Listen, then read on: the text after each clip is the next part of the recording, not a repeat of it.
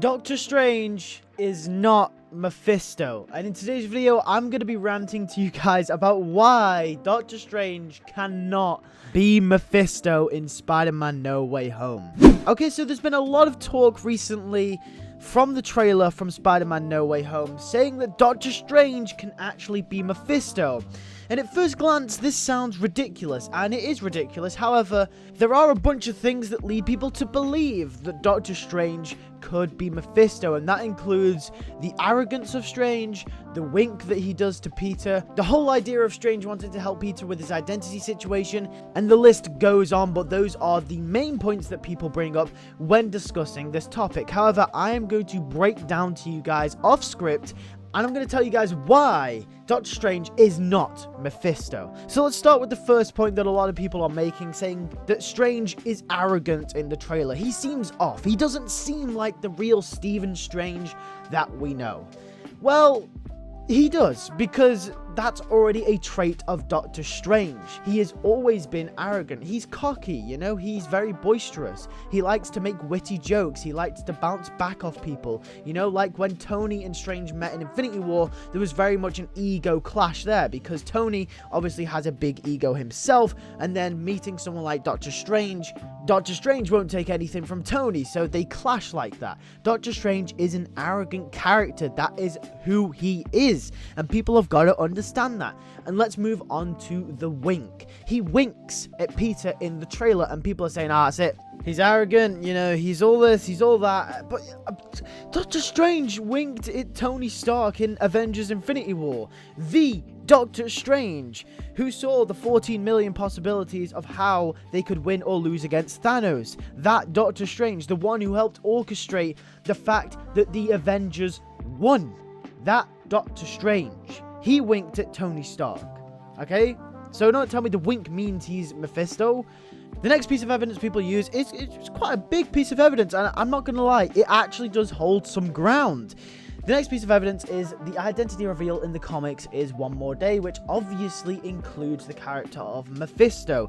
And while that is true, and while this is probably the closest thing we're going to get to a Mephisto-type story, probably in the MCU for a little while yet, because I do think eventually the MCU will do Mephisto. I mean, he's a big enough villain for them to do, but right now they're doing Kang, they're doing other stuff, obviously, and I'll get to that later. I'll get to that point a little bit later on as well. But, yes, One More Day does include Mephisto, and that is the, you know, them resetting Peter's identity in the 616 continuity, and they use Mephisto to do so. And that's exactly what they're doing in the MCU. They are doing the One More Day storyline where Peter's identity gets reverted back to people not knowing he is Spider-Man. However, the way that they go about doing this storyline in the MCU is a lot different than they did in the comics, and the circumstances are a lot different as well. And the evidence I have for this is saying, you know, like, a lot of comic storylines can be adapted, but not include key characters and key moments and key plot threads. For example, Age of Ultron in the MCU didn't have Hank Pym, who actually created Ultron in the comic books. Civil War didn't include most of the Marvel characters like it did in the comics, and was near enough a completely different story. They pretty much just took the name Civil War, had Cap versus Iron Man, and then, you know, tied it into the Winter Soldier storyline. That's literally what they did. It was nothing to do with what it was in the comics.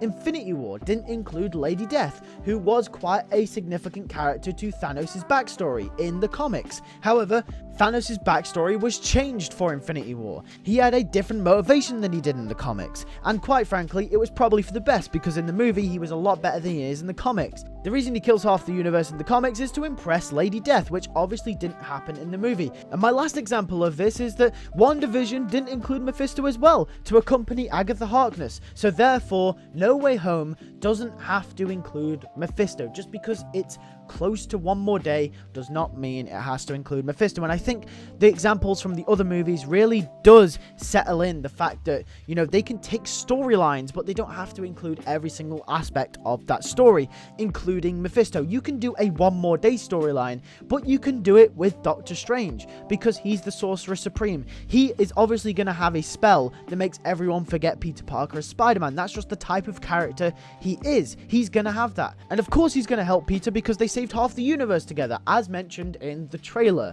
My last point is that the movie is already overcrowded as it is. They have the Sinister Six, We have Doctor Strange, we have Wong, we have the identity reveal, Toby and Andrew, the MJ and Ned stuff, they have to do the Aunt May stuff, Happy's gonna be in this movie, they have to do the Happy stuff, they have to do all of this stuff in this one movie. They do not have time to set up Mephisto, especially when he's never been shown in the MCU yet. One good thing about Spider-Man No Way Home is the fact that this movie does not have to set up anything at all. If you've noticed that this movie is pretty much a sequel to every single Spider-Man movie that has come before.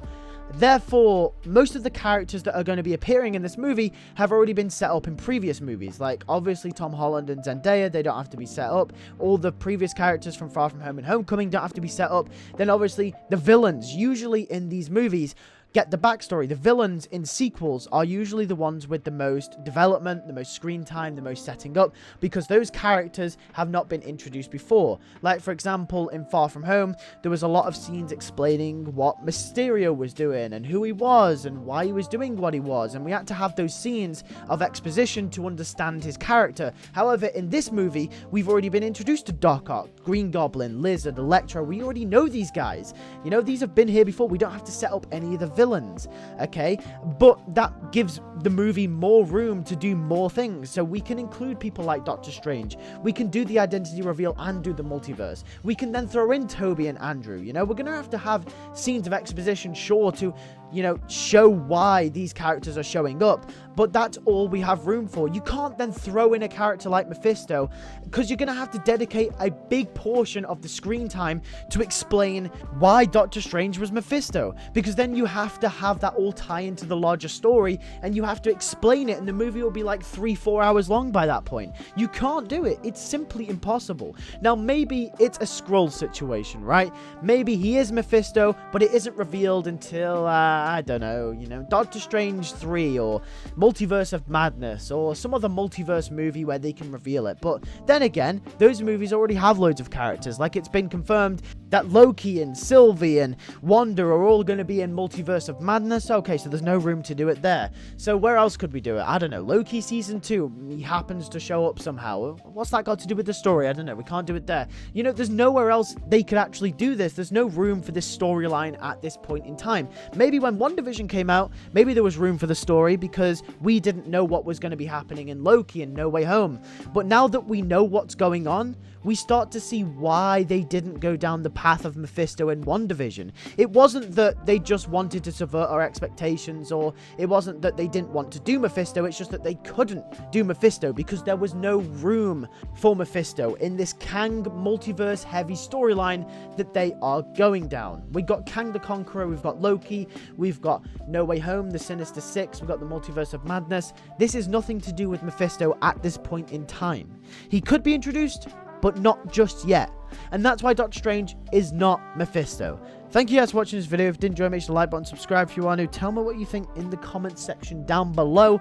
Do you think I am right? Do you think Doctor Strange is Mephisto, or isn't he Mephisto in No Way Home? Thank you guys for watching. I'll see you guys in the next one.